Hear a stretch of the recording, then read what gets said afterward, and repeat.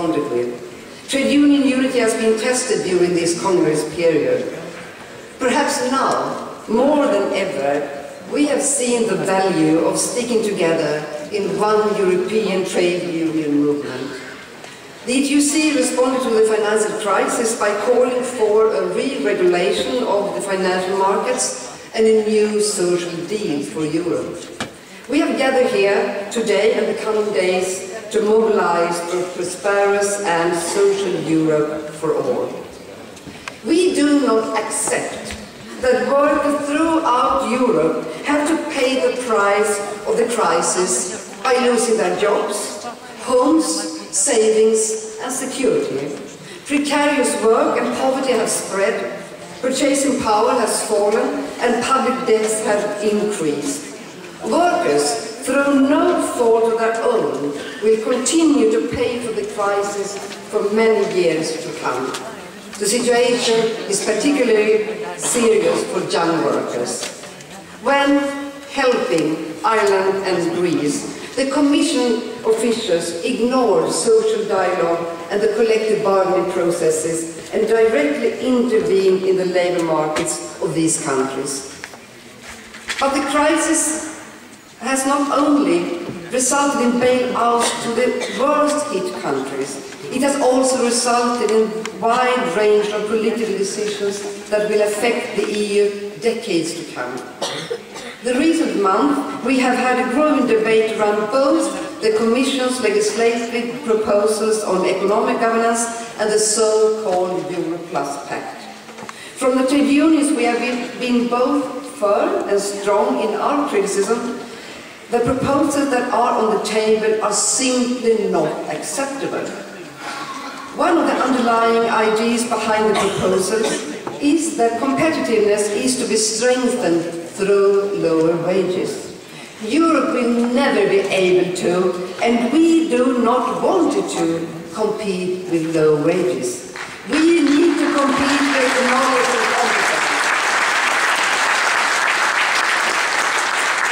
And friends, we have done our utmost to prevent this development. We have organized several campaigns and action days that have brought thousands of workers onto the streets to protest against austerity and budget cuts. But this is not enough. Of course, we should continue to improve our methods for campaigns, but we also have to improve our methods and our strategies for influencing policymakers. And maybe we also need to improve the role as a social partner. It is tough times, but I know that there is hope. Hope that Europe once again will return to the path of growth and social justice. But this will not be possible without the joint efforts of trade unions and progressive politicians. The financial and economic crisis has not been the only challenges during this last Congress period. You all know the examples from recent years: Laval, Viking, Rufford and Luxembourg cases. They have shown us that at the moment fundamental trade union rights are subordinated to the economic freedoms. And this is not an acceptable situation. And I think many of you very well remember the declaration of the Attorney General regarding the Laval and Viking cases that was issued at the same time as our Congress in Seville. And we all agreed that the statement was positive as it confirmed that industrial action is a fundamental right under EU law. Today, we all know that the court was of a different opinion. The judgments were made on the basis of the old treaty. Since then, the Lisbon Treaty has come into force.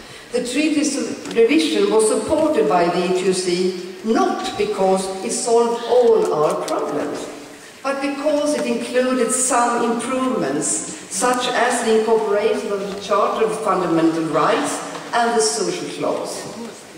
However, in order to achieve a long-lasting change and guarantee the principle of equal treatment, we need a revision of the treaty in order to include a social progress protocol this will have to continue to be a top priority for the ETUC.